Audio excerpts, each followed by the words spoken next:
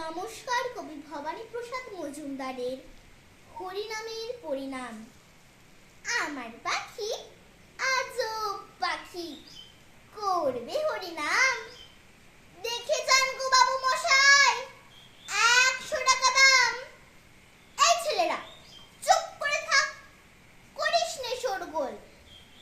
বল তো পাখি, বল একবার, বলো হরি বল।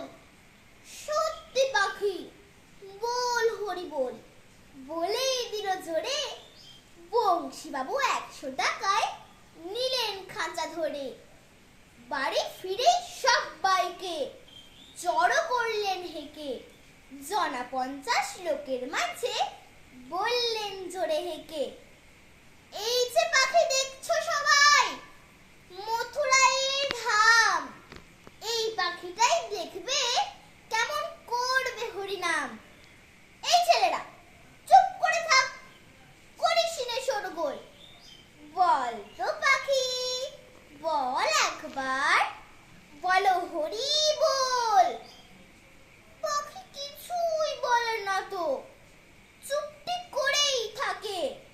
বংশী বাবু রেগে মেগে বলেন তখন তাকে, এত করে সাজছি তোকে, বাড়লো কি তোর দর? দোহাই পাখি বল হরি বল, নইলে খাবি চর। বললে পাক